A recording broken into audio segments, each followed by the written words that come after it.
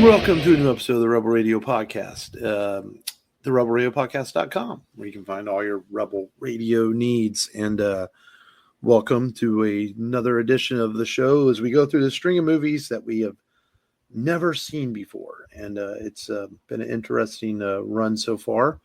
I don't mean interesting like in a bad way. I just mean it's been interesting. You know, movies I don't think I would have maybe ever watched, but I'm watching.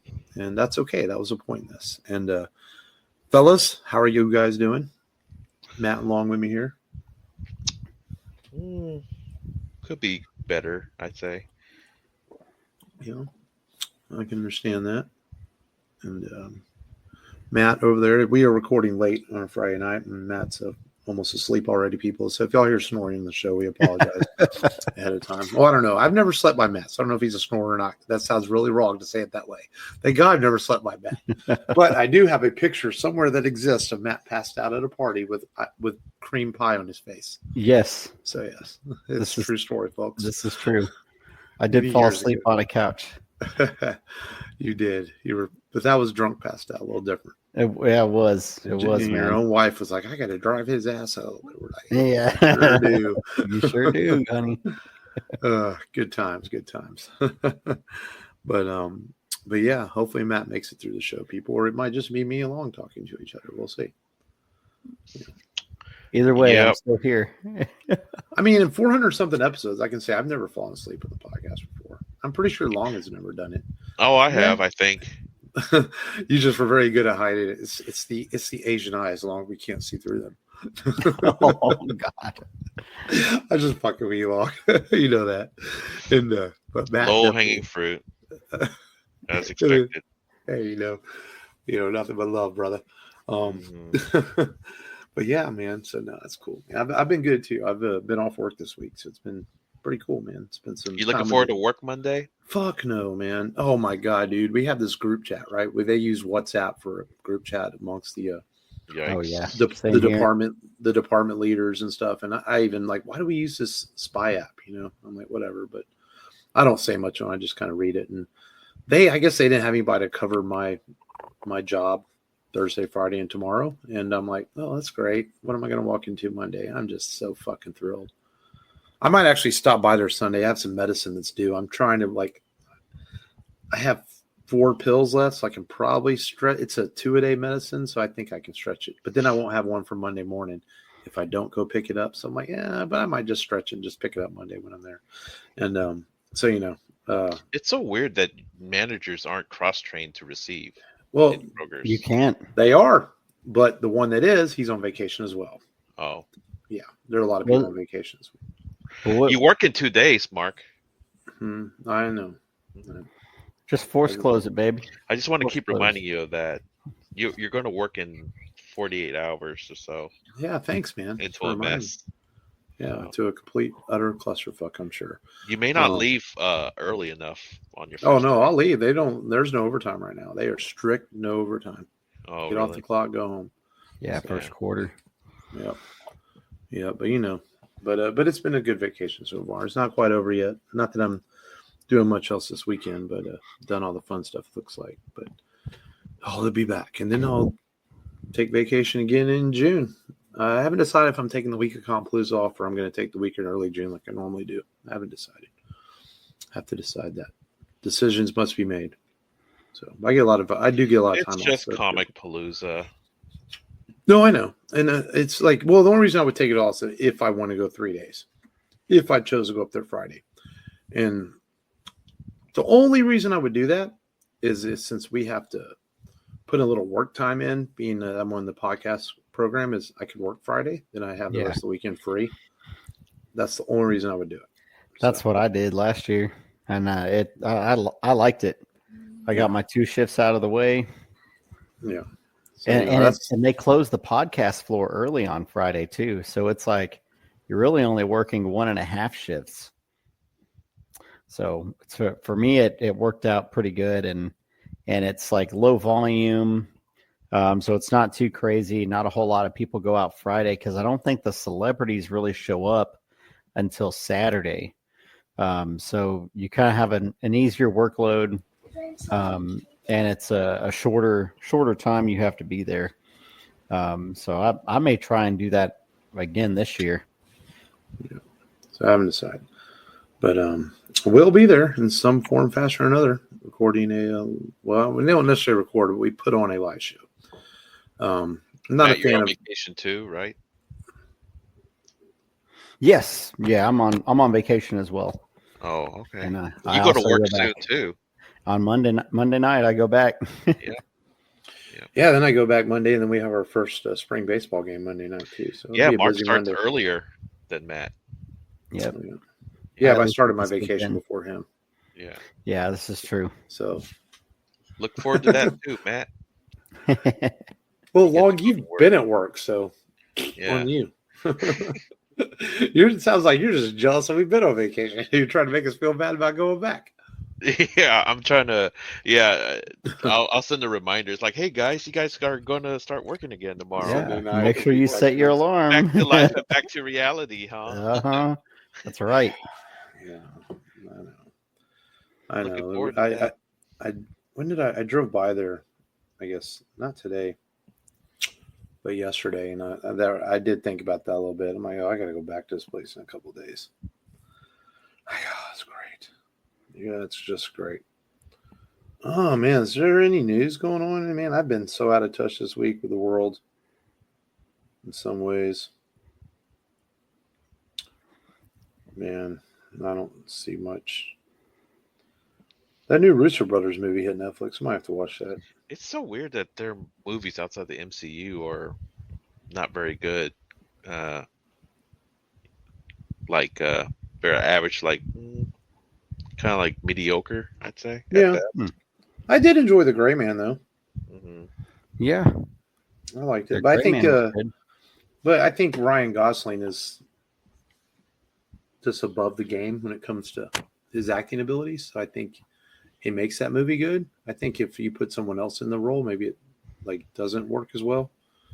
But the Electric State looks the trailers look really cool. I mean, I'm always down for like robots and whatever's that robot is in there. And no, we'll see. Might have to give it a watch. And it has a Stranger Things chick in it, Miley Bobby Brown, who's Millie Bobby Brown. Millie, who's been complaining lately about people saying she looks old. Well, Old. yeah, she's been body shamed, I guess, for looking older, and she's 21, 22 now. I'm like, well, I looked at a picture of her, and I think she does look a little bit older. Like she's not aged gracefully in the 7 or 8 years since she started Stranger Things. But the Hollywood life will do that sometimes when you're working a lot and snorting cocaine or whatever. I mean, yeah, maybe she has been, dude. Never know. I'm just saying, I mean, whatever. But I mean, people were complaining that she was like showing off her curves more or something like that. No, that was complaining earlier this year. She was being too sexy. Now they're complaining saying she looks too old. Oh, yeah, whatever. I mean, she is. I mean, the whole cast is going to be what by the time the final season comes out, it all feels like they're going to age 15 years. It's taken forever to get this show done. It's like it gets to the point where you take so long in between these shows. You have to what happened last season. You got to go back and recap it yourself, just so you know, and it's a little frustrating. But that is a show I have stuck with, and I'm trying to.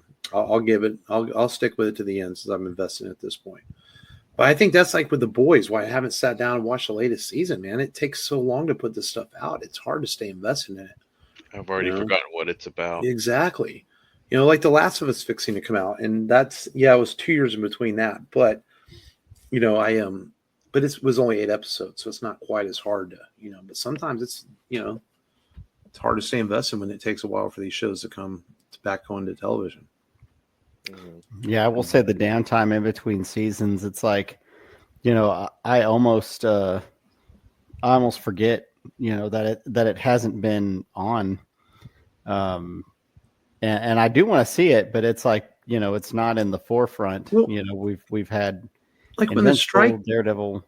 When the strike happened, you understood some of that, right? But now we're long past the strike, and we're still waiting on season 5 of Stranger Things, and we still waited forever for season 4 of The Boys, and it's just like, what's their excuses? It's like, I mean, you've got movies pumping out, sequels every 2 years, but you have TV shows that take 3-4 years in between. It doesn't make sense.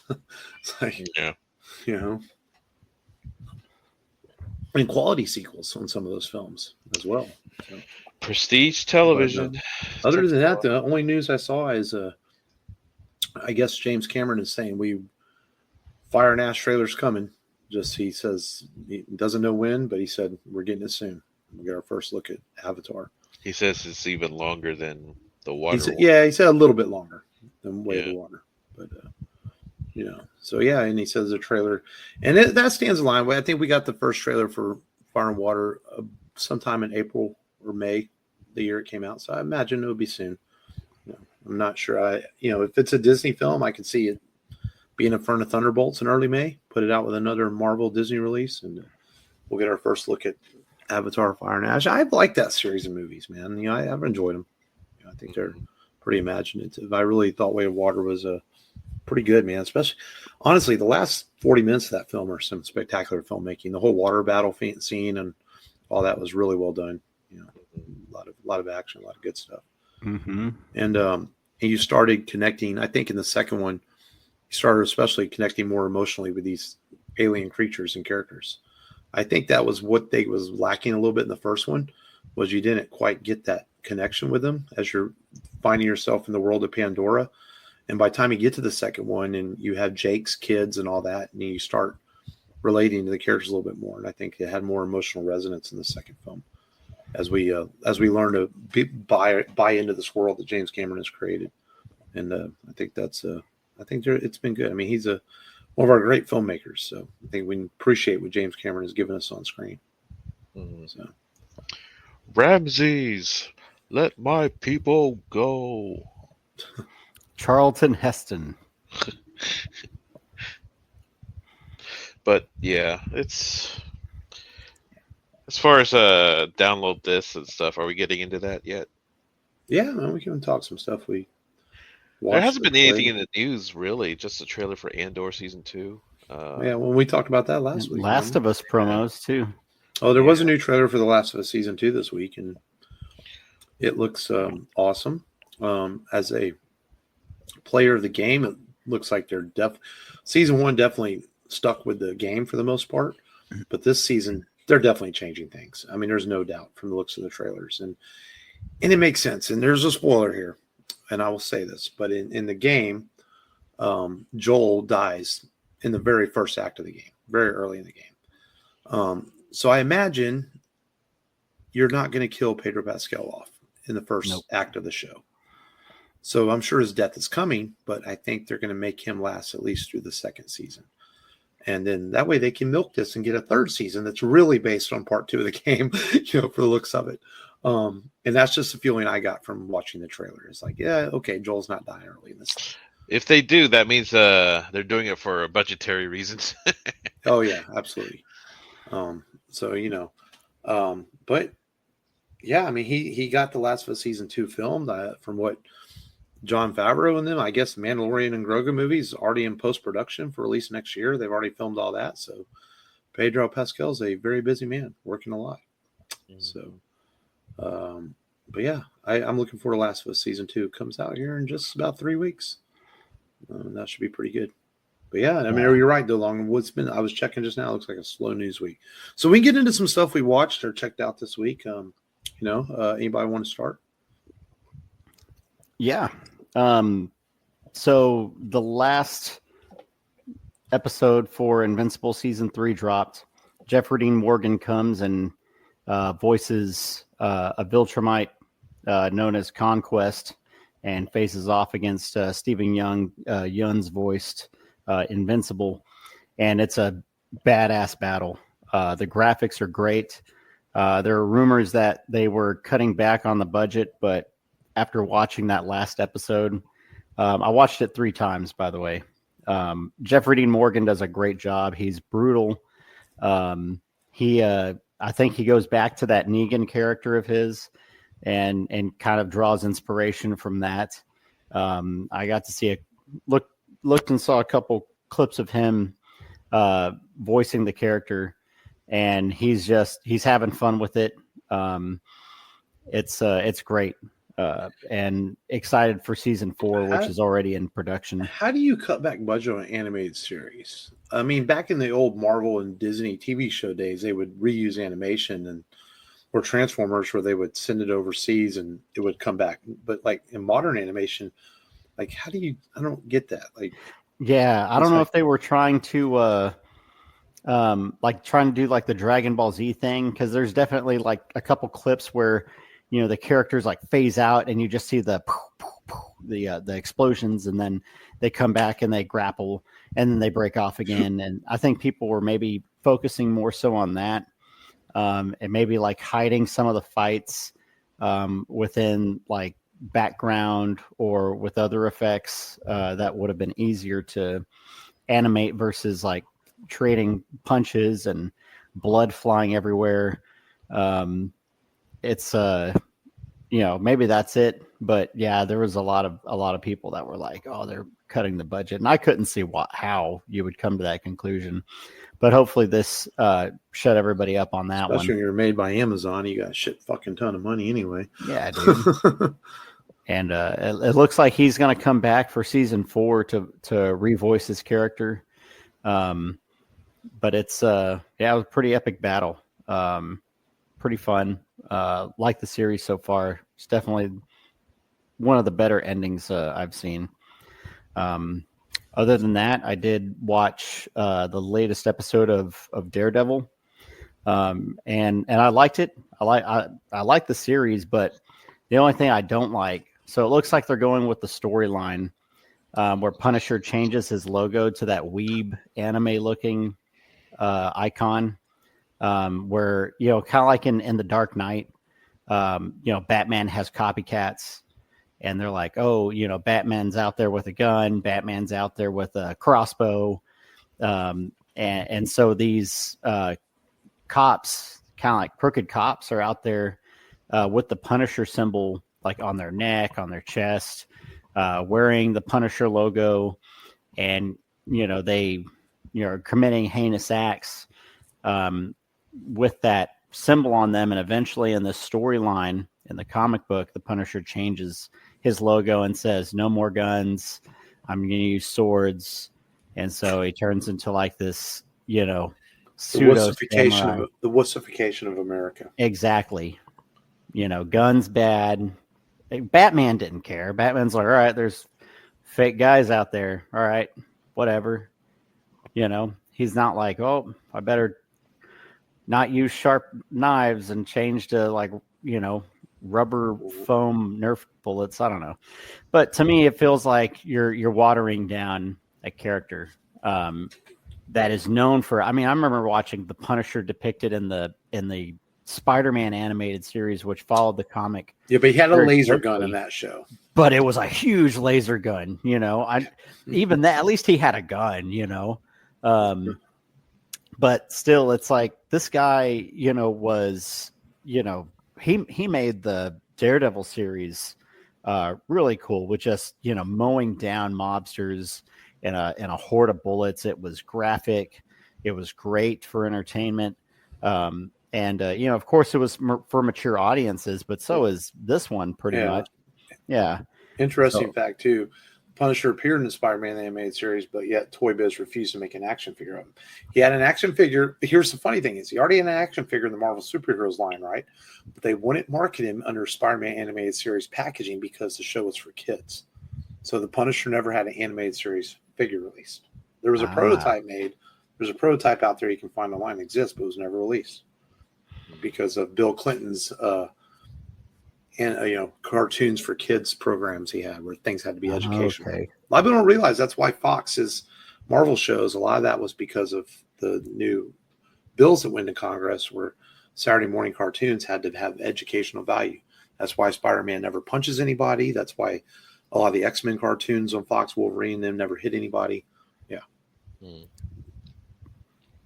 Crazy. Yep.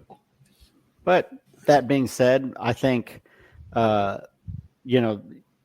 Murdock is in the court a lot in this film, and it's great watching him as Matt Murdock. Even though he does have to throw some fists here and there, He's been good. It's been entertaining watching him in a his attorney role, but it's obviously escalating to a return to form for him. But yeah, I like it. I just I'm cautious about where it's going, and I hope it doesn't go that route, but I think it is. But that being said, I think that is it for everything that I've checked out this week. Been doing things and not really watching things. So I only had 2. Well, on Sunday, I wanted to build my Millennium Falcon mini set, Lego mini set, and I wanted to put something in the background while I was building it, and I decided to watch Gods of Egypt. Awesome movie. and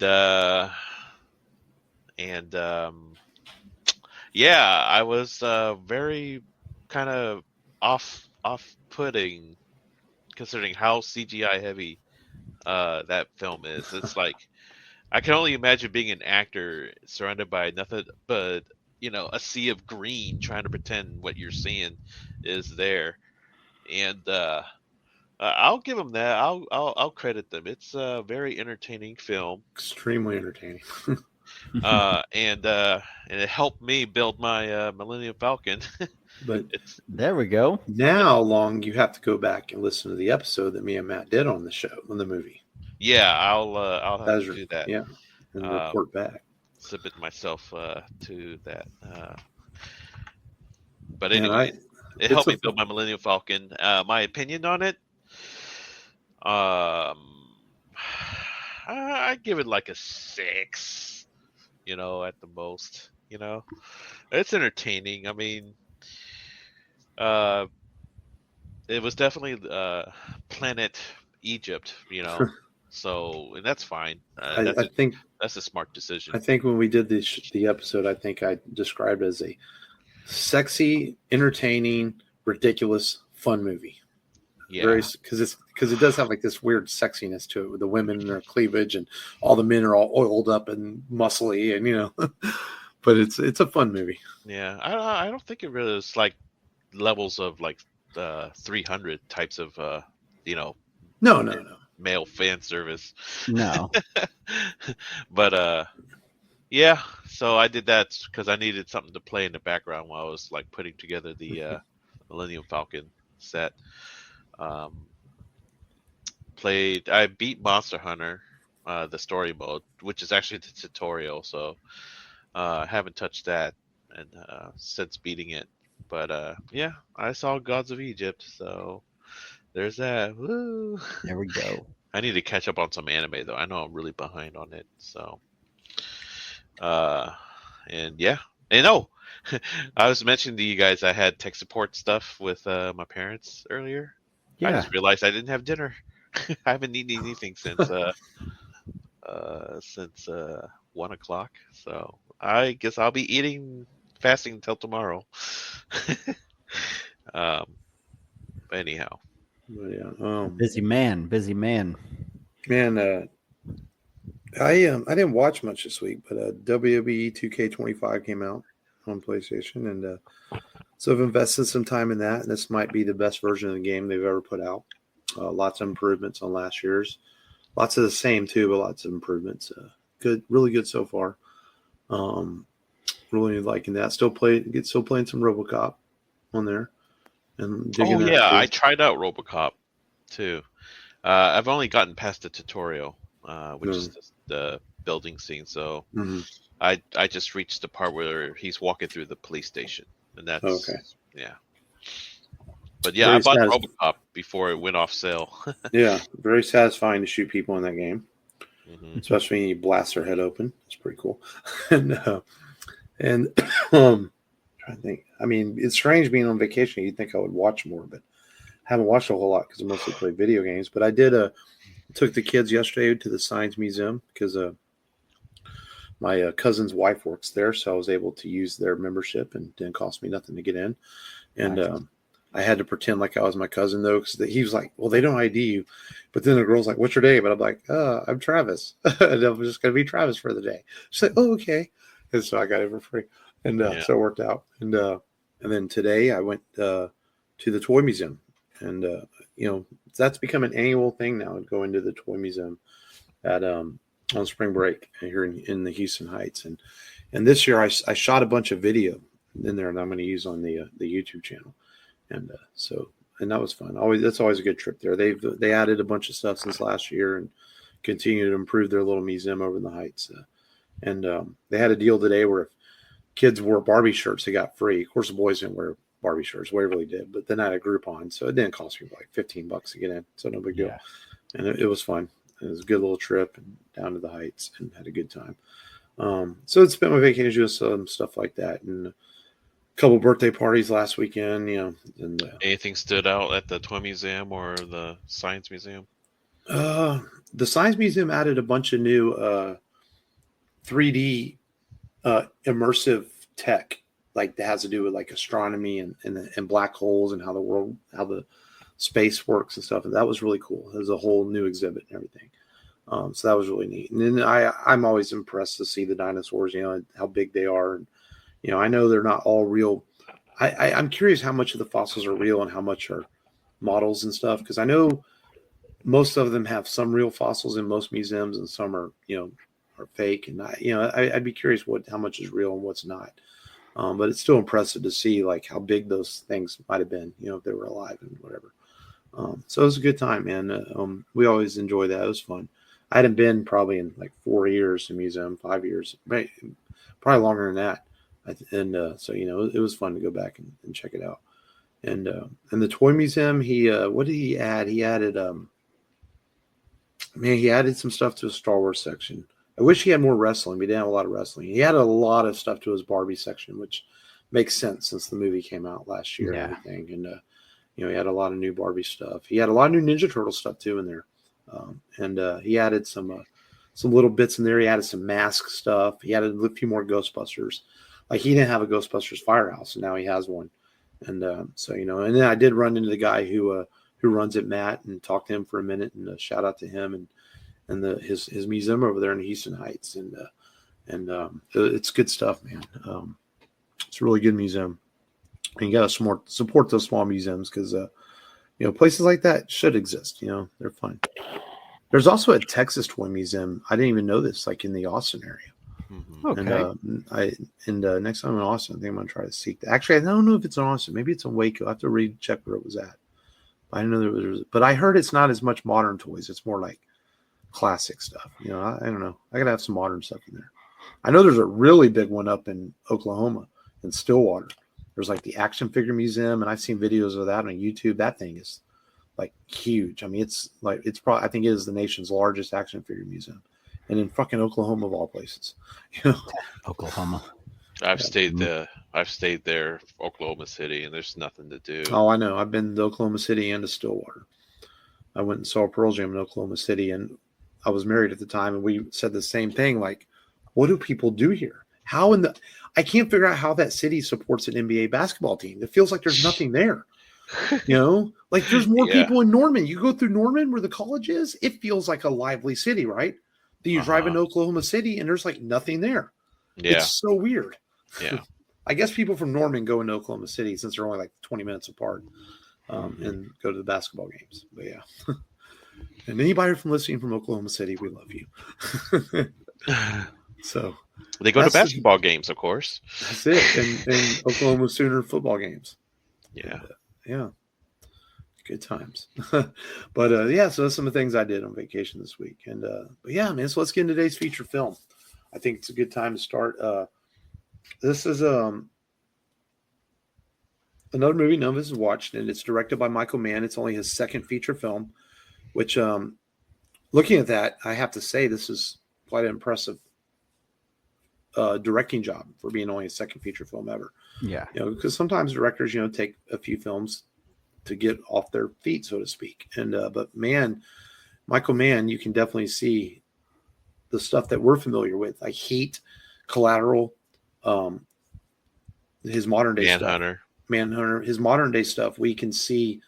You go watch this, and you see the influence in it. You can tell, oh yeah, it's a Michael Mann film. And this movie we're talking today is called Thief, and it's I was going to summarize it in my brain just long. You want to summarize it? You pick this film. Yeah. So, give it a summary. Basically, it's about James Caan, and he's your working class used car salesman who also has a double life as a master thief.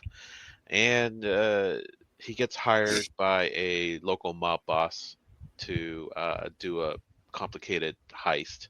And he spends half the movie trying to plan for this heist, and then also building a life for himself with his girlfriend.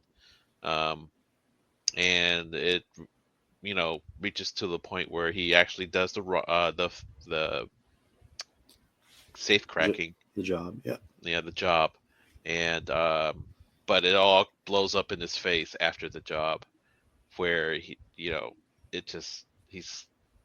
didn't realize that he was slowly being entrapped by the mob boss who hired him in the first place. Mm-hmm. And it comes to a head at the end of the movie. Good conclusion to a movie as well, in a classic Michael Mann style of ambiguity. It's basically, a modern noir film, and a heightened reality of urban storytelling. And I love that opening shot. It felt like a cyberpunk film, and people were saying, "Where the heck did Ridley Scott get his, influence on Blade Runner?" And you could tell that watching some of the cityscapes shot in this film, you could definitely see the direct influence from Thief into Blade Runner. Because Ridley Scott never admitted to where he got his eye of the cityscape, then people found out about Thief, and it's like, wait a minute, this looks similar to Blade Runner. So It does.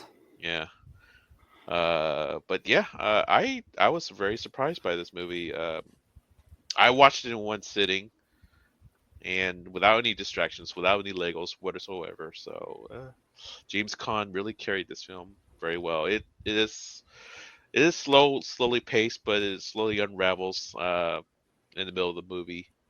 But it's interesting at the same time with how he's planning on doing the job, and what he, everything that life goes into it. Yeah. And I'm surprised by the crime boss is also the same guy who runs the general store in Great Outdoors, the comedy. It's funny. I thought that too. I always man, this guy's always in comedy movies. I thought the same thing. Yeah, but he has a presence, though, a surprising presence about him too. Funny, you mentioned him. He was also in Last Action Hero. He was the theater owner.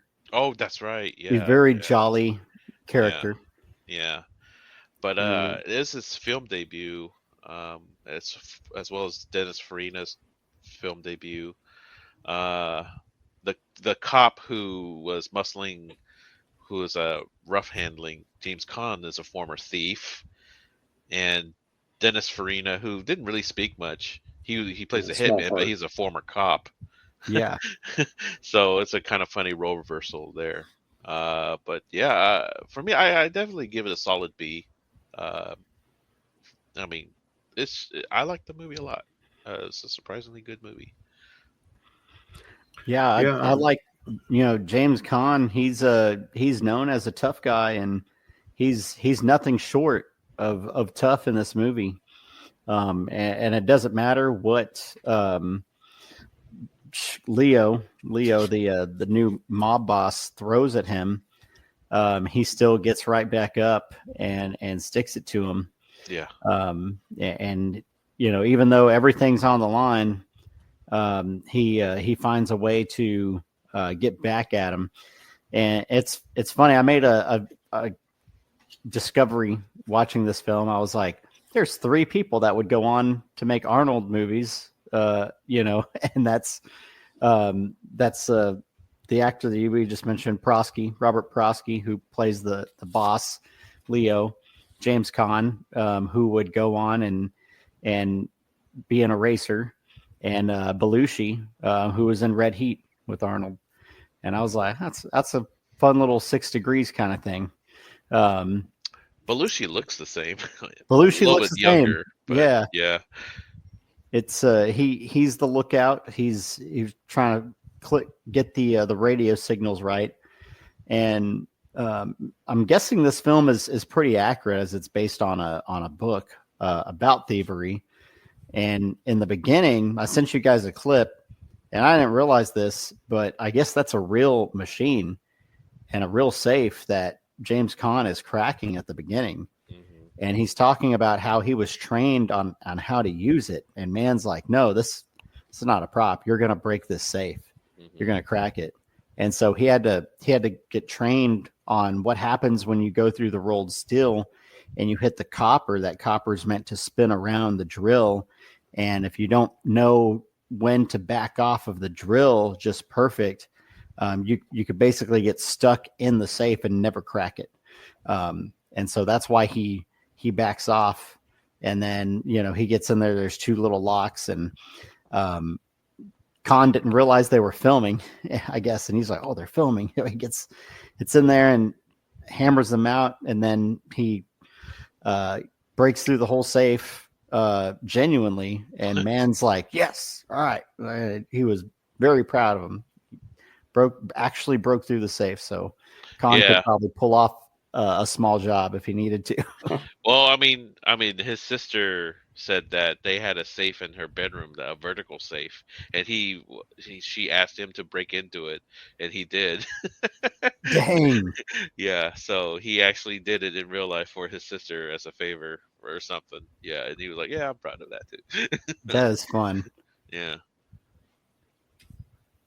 Yeah, I first off, I want to say I actually think I enjoyed this a little bit more in the French Connection. Yeah. Which is I think this is more my speed.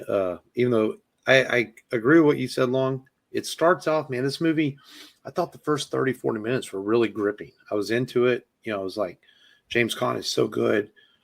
In fact, he's so good, he makes the rest of the cast look kind of like the actress Tuesday. She's really flat. She just sort of stares at James Caan the whole film. She doesn't really do anything, and then Willie Nelson is in it, and you can tell he's not an actor. He's a country singer. He's not. A lot of people around him aren't very good. Oh, in this I forgot movie. Willie Nelson was in there. Yeah, Yep. and that's a lot of people around James Caan aren't very good in this movie, except for him, the mob boss, and the people in that group are really good. Mm-hmm. But the other supporting characters of the movie kind of bog the movie down a little bit. And that's where it falls in the middle part of the movie. Yeah, those first 40 minutes, it kind of bogs down for about 30, 35 minutes there. Then it picks back up again at the end after he pulls off the job and he gets double-crossed. And then the last 20 minutes are really good filmmaking. In fact, I almost feel like this is it's almost like Michael Mann made this in 1981, right? And then little did he know that 25 years later he would make Collateral. They're almost like companion pieces in a way, the way the cityscapes are. And that's about a thief going through the city, pulling off this job. Collateral is about a hitman going through a city, pulling off his job. And is that a fair comparison? It's amazing that these are 2 films 25, 30 years apart and almost can companion each other. And Caan is excellent in this film. He chose to deliver the dialogue not as it was written, but as in with no contradictions in the dialogue. And Michael Mann was okay with that because he wanted to be a man that was sure of himself and would never repeat himself and everything. And he's really good. But he also makes the same mistake every master thief or any criminal does when they choose not to work alone. What do? The money gets the best of them and they decide to not work alone, and it almost ends up, costing him everything. Mm-hmm. Which is typical fashion you see in a lot of films like this. But you're right. This is a film that could be a cyberpunk film. It could take place in modern times, and and it holds up well. It definitely takes place in the 1980s, from the cars and the hairstyles and all that, to the little polo shirts with what was the name of those polo shirts with a little crocodile on them? that were really popular back then. Lacoste. Yeah, and it's funny you see like these mob bosses wearing those. And I'm like, you go Yeah. buy those at Sears for $10, you know. And the mob boss would probably wear a much more expensive shirt than that. Yeah. But he you know, brought that style to Miami Vice too. yeah, that's true, man. You know, He Right. Yeah. And Leo, we should talk about Leo for a little bit because you know, this character is very fascinating when he's on screen. You know, he's has very innate charisma. You know, it's like he has that everyday fatherly type vibe. You know, yeah, like, hey, I'm the father, trust me. You know, I'll provide as I'm long gonna as take care of you. What do you Yeah. need? exactly. And then that right after the robbery scene with that switch where he went from fatherly figure to threatening crime boss is just amazing. You know, he's just like, I own you. You know, you think you could back out? He just exerts his dominance. Yeah, yeah, and the actor is not like De Niro, nor he just looks like your grandfather. right. You know, but very threatening. I'm just very impressed by Prosky's acting. You know, he usually plays a goofy, one-off character in Mhm. family comedies and stuff. But man, I'm very impressed with his acting in that. Yeah. He has that innate charisma that's very welcoming, and underneath there's that darkness to him that comes out. And I think maybe that's why he plays off of James Caan's character so well, because like you say, you're used to seeing this guy on screen playing kind of goofy characters, and so to leverage him against Caan's tough guy act, and then when he does turn on the toughness, you're like, oh shit, Yeah. it is a bit shocking, and Yeah. And that scene was, you're right, it was absolutely brutal, Yeah. and then What they did to the body, yeah. yeah, That's and Belushi's death scene was pretty gritty too. did you know a lot of the death scenes were pretty gritty? Yeah. Like even when Prosky's character gets killed, he's all like kind of moaning out loud as he's dying. I was like, wow, Yeah. this is kind of intense. You Yeah. know? Yeah. The way the body damage from Belushi's death, yeah, that was pretty brutal too. Yeah. Pretty brutal death. I mean, And you don't usually flinch at gunshot deaths, but for some reason those feel pretty impactful. it had a real feel to it. Yeah. Yeah. Yeah. And I think it's a credit to Michael Mann as far as setting it all up. I mean, he really does a good job of making you feel like you're in the city with all this going on. Fantastic cinematography. And so you start to follow these characters around, and the characters that I mean, at the end of the day, it's one of those movies where they're all despicable characters. They're not really good people, but yet you find yourself on the side of Caan and his friends. So whenever his friend does get shot, you're like, oh man, because you didn't hate him to the extent that you want him to die. But when he does die, it's pretty brutal. And I, again, credit to Michael Mann, the way he sets it all up. I do have a question. I was a little confused. I guess I walked in the kitchen for a minute to get something to drink. Mm-hmm. Where did the baby come from? The baby Yeah. came from. I think it was implied that it was from one of Like a black market thing? Yeah, basically. Leo's brothels. Okay. Like a prostitute mom. Okay, that's what I was guessing. Yeah. I think I walked out of the room for like 3 or 4 minutes. I come back, they're sitting there having dinner as a baby. Like, Yeah. wait, what? Okay. Yeah. I should have paused it. My fault. I didn't think to pause it, Yeah. No, and it was in that. It was a quick scene too. Like James Caan was complaining about not being able to adopt, and Leo's like, "Hey, I'll take care of it." Okay, see, I saw that part. Yeah, And then I must have walked out of the room, and so it happened very quickly. That's why I was like, Yeah. wait a minute. It was after he got roughed up by the cops. Okay. And he's like, man, what is this? Now everybody's listening to me. He's like, there's a beeper on my car. He's like, there's another one behind the steering wheel that I'm not supposed to know is there. And then Leo's like, calm down. What's on your mind? And he's like, you trying to have a kid? And he's like, you listening in too? And he's like, what do you want? He's like, you want a son? He's like, yeah, I want a son. He's like, it's done. And I'm like, man, this is a good guy right here. This is a good guy. You know, he's crooked. It's like, how are but you he's going to a get good me a guy. son? It's like, how are you going to get me a son? It's like, just tell me what you want, Right. boy, girl. He's Oh, trying to I was bring boy. families together. You know. Yeah, it's like, I'll take care of it. I'll take care of it. Some interesting things too about this film is one, it filmed at the Cannes Film Festival, and which is interesting. But also, they used a Michael Mann didn't do a typical score for this film. He used a group called Tangerine Dream, which is like Oh, yeah. electronic Oh music, yes, and German it group. got Yes. this movie critically. This movie did well, but critically, this movie they hated the music. Oh, And really? yes, but to me, it's ahead of its time. Now, Imagine Dragons doing Friday Night Lights. You have electronic music is a bigger thing now. Yep. Daft Punk, of course, doing Tron Legacy. So I wonder, like, this was just a product being ahead of its time. Like, you're not hiring a conductor to do this music. I personally love the music in the movie. I thought it gave it like this vibe to it.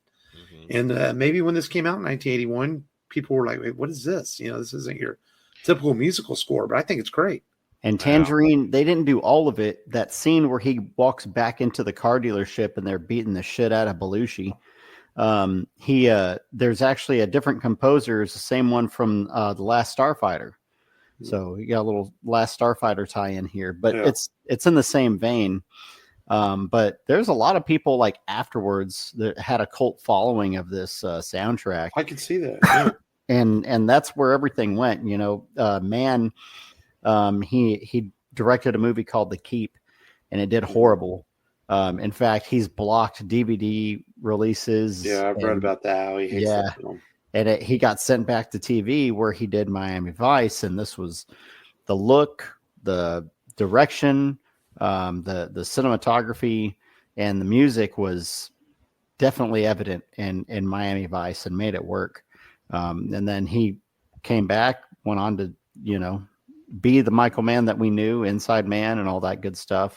I believe Arrow has permission to release the HD version of The Keep now. Ooh.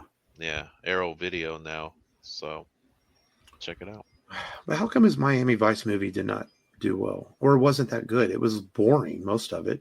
Yeah, like the fight, the gun battle at the end was great, but the rest of the movie is just such. I heard it was more like from what I've seen from the trailer, it looks like a movie that didn't really have like a straight plot. It was just seemed like a collage of clips. I saw it once, and I just remember the battle at the end being really good. The rest of it was just like, it's kind of a drag. Yeah, but every director has their hits and misses. Last of the Mohicans was very dark. Literally, that's my personal favorite Michael Mann film, but that's one of my favorite films of all time. Yeah, for me, it's Heat. No, that's my favorite one. Yeah, but I Thief though.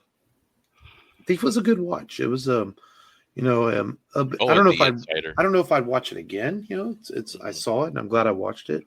I did enjoy it more than The French Connection, which is strange because French Connection is the Best Picture winner and Best Actor winner, but I just like this movie better. And it's relatable, maybe. And maybe so. Yeah. And I have always appreciated a good heist movie.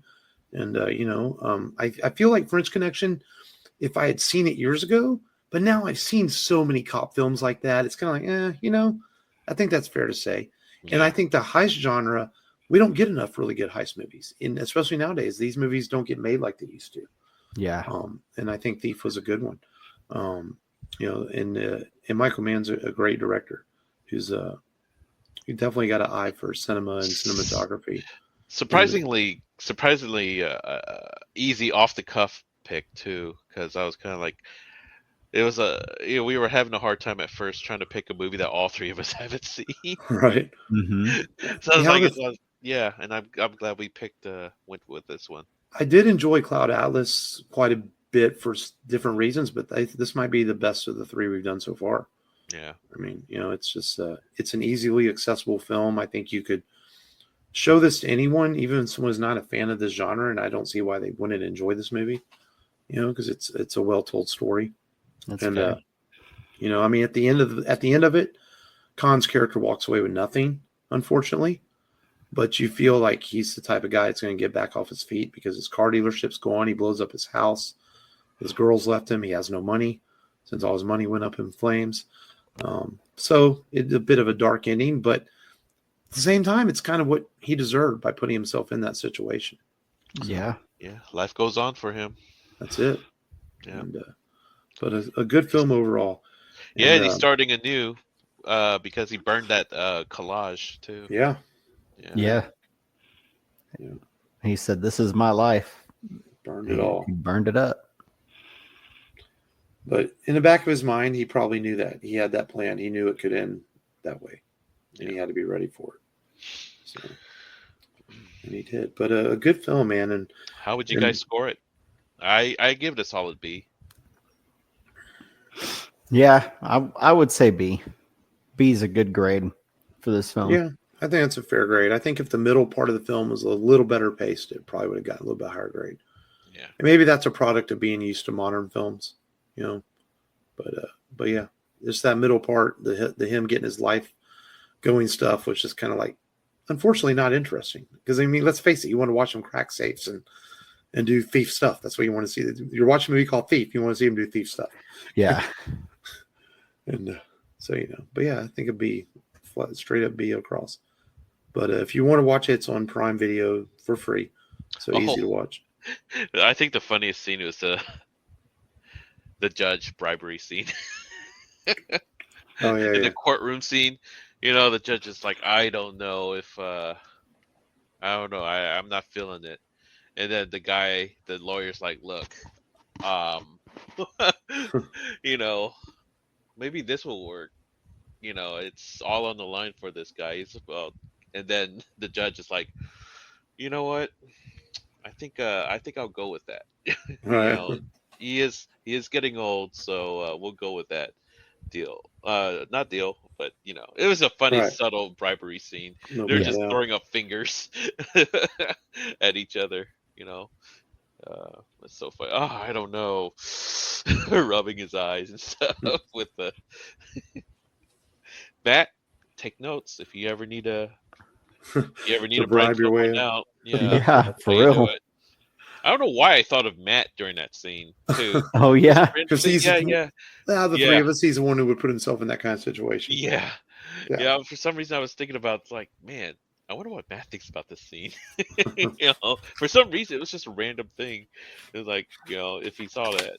So, what did you think of that scene, Matt? Man, or did it just breeze by you? You're like, whatever. I think it kind of breezed by me. Now when you're mentioning it, man, all I took from this from this movie is James Caan trying to, have this facade of a personal life whenever he's really pulling these jobs, and then of course the violence that we get in the last quarter of the movie. That's what stuck out to me. The in between stuff just kind of seemed like it was there as filler. But yeah, I mean, they have some good some good banter in this film, like whenever the cops are interrogating him, and he's not talking, and how he thwarts them, gets to the other car. I mean, and just him, James Caan. I haven't seen a ton of James Caan movies. I wouldn't consider Godfather to be a James Caan movie. I wouldn't consider Elf to be a James Caan movie. Misery would be a James Caan movie. You ever seen Alien Nation? No. I've never seen Rollerball either. I've only seen the TV series of Alien Nation. Alien Nation's interesting. Yeah. But, it made me, it definitely made me appreciate James Caan more as a tough guy, like a De Niro type, or a Pacino. Yeah. And that character was good too. His Godfather character was good, but this is a Caan film for sure. And I liked it, man. I definitely give it a solid B. If it goes on sale for like $5 one day, I may get it and add it to my little collection, just so I can. It'll be easier for me to get my dad to watch it, because I was surprised he hadn't seen this film.